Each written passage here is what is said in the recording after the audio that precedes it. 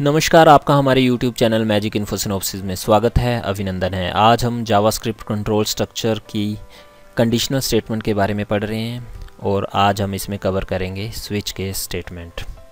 अगर बाकी प्रोग्राम्स देखने हैं बाकी डिफरेंट स्टेटमेंट्स की तो आप आई बटन पे क्लिक करके या फिर वीडियो के डिस्क्रिप्शन बॉक्स में जाके बाकी प्रोग्राम्स देख सकते हैं। इस वीडियो में हम स्पेसिफिकली कवर करेंगे स्विच केस स्टेटमेंट।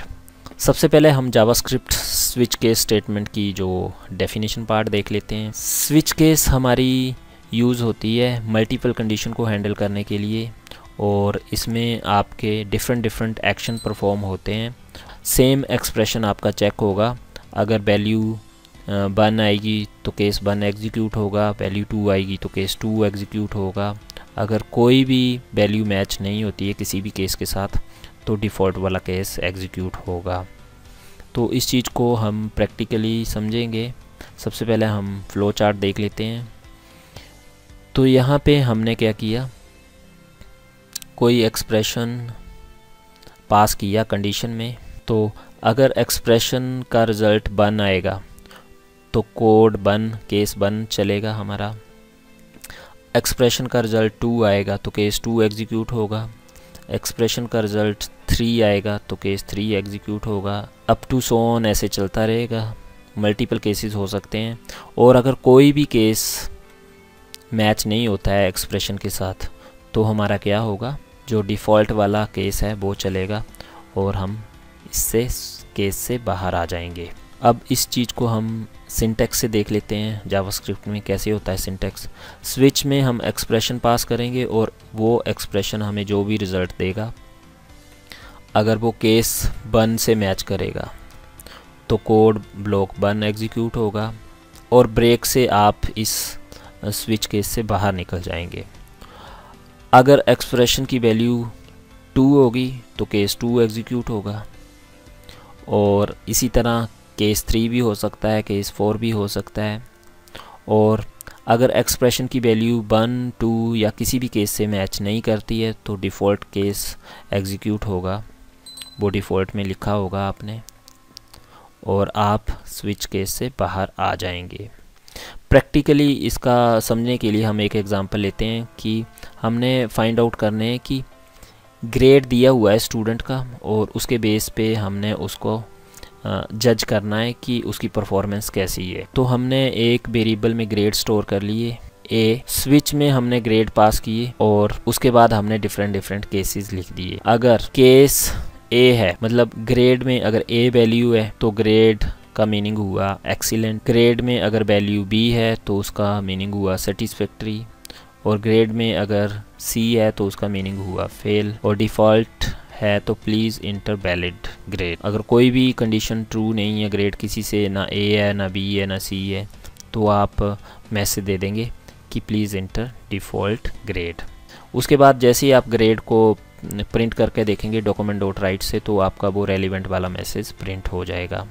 सेम चीज़ हम प्रैक्टिकल करके देखेंगे ताकि आपको ये सारे कंसेप्ट है वो अच्छे से समझ आ जाए। अगर आपने अभी तक हमारा चैनल सब्सक्राइब नहीं किया है तो सब्सक्राइब बटन पे क्लिक करें और रिलेटेड लेटेस्ट वीडियो प्राप्त करने के लिए बेल आइकन को दबाएं। तो अगर आपको इसके बारे में क्लियर नहीं है कि आप जावास्क्रिप्ट का कोड कैसे रन कर सकते हैं तो उसके लिए मैं आपको सजेस्ट करूँगा कि मैंने सेपरेट वीडियो बनाया हुआ है, आप उस वीडियो को देखिए।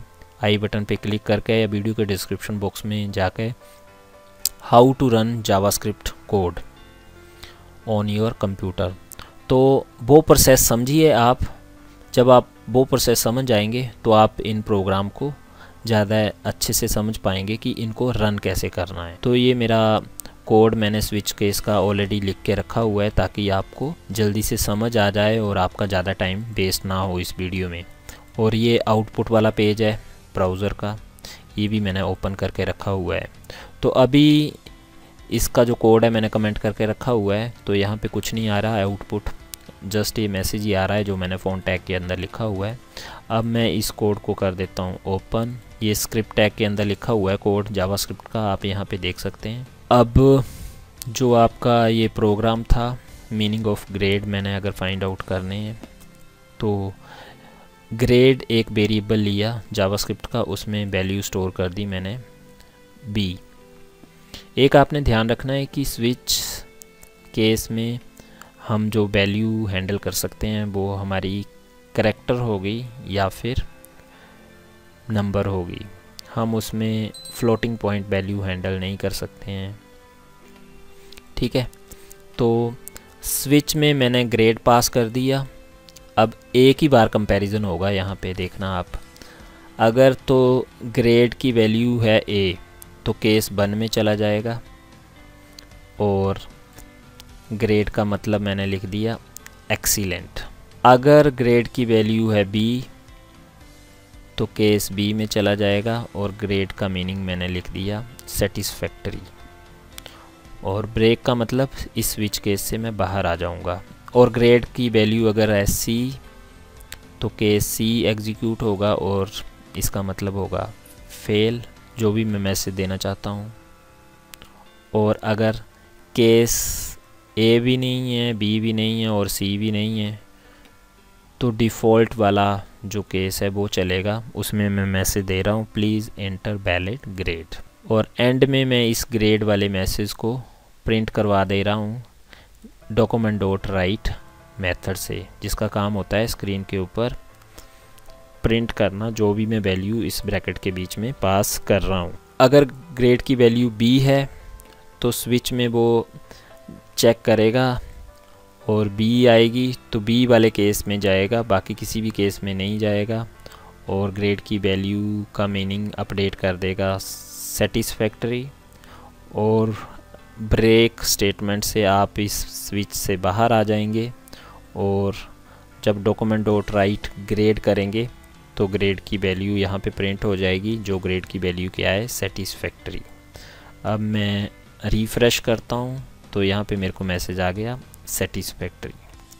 और अगर मैं इस ग्रेड का मीनिंग कर देता हूँ A, स्विच में जो ग्रेड लिखा हुआ है वो केस A से मैच होगा, और ग्रेड की वैल्यू हो जाएगी एक्सीलेंट, और स्विच से बाहर आ जाएगा ब्रेक स्टेटमेंट से।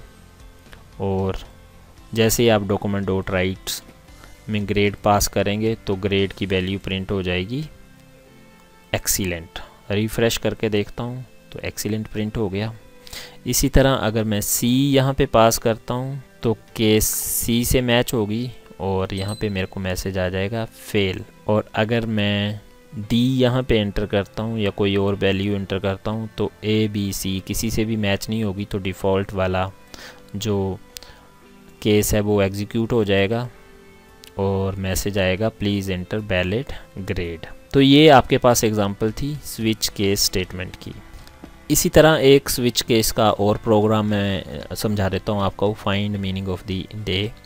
इसमें डे में मैंने कोई वैल्यू ले लेनी है, जैसे कि ये वैल्यू न्यूमेरिक है तो सिंगल कोड लिखने की कोई ज़रूरत नहीं है। आप यहाँ पे 7 केसेस ले लेंगे Monday Tuesday up to Sunday तक। मैं यहाँ पे 3 ही ले रहा हूँ ताकि आपका टाइम वेस्ट ना हो। और डे को आपने पास किया स्विच के अंदर। अगर केस 1 है, मतलब डे की वैल्यू अगर 1 है तो मंडे प्रिंट हो, 2 है तो ट्यूसडे, 3 है तो वेडनेसडे, अदरवाइज़ क्या हो प्लीज़ एंटर वैलिड डे। तो जैसे कि मैंने 2 लिखा तो केस 2 से मैच होगा और आपका स्क्रीन पे प्रिंट हो जाएगा ट्यूसडे। अगर मैं यहाँ पे लिखता हूँ वैल्यू 1 तो मेरा प्रिंट होगा मंडे। अगर मैं लिखता हूँ यहाँ पे वैल्यू 3 तो मेरा प्रिंट हो जाएगा वेडनेसडे।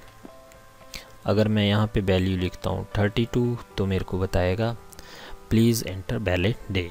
तो इस तरह आप स्विच केस के डिफरेंट एक्सपेरिमेंट कर सकते हैं। अभी हम स्विच केस का प्रैक्टिकल देखेंगे कि आपने प्रैक्टिकल फाइल पे कैसे लिखना है। तो लाइनों वाली साइड आप प्रोग्राम का कोड लिख देंगे जैसा कि आपको यहाँ पे दिखाई दे रहा है, और जो वाइट वाली साइड होगी वहाँ पे आप इसकी आउटपुट शो कर देंगे जैसा कि आपको यहाँ पे दिखाई दे रहा है। Thanks for watching us. अगर आपकी कोई क्वेरी है, कोई सजेशन है तो आप हमें YouTube के कमेंट बॉक्स में भी लिख सकते हैं, या फिर आप हमें ईमेल भी कर सकते हैं। हमारी ईमेल आईडी है magicinfosynopsis@gmail.com। जय हिंद, जय भारत।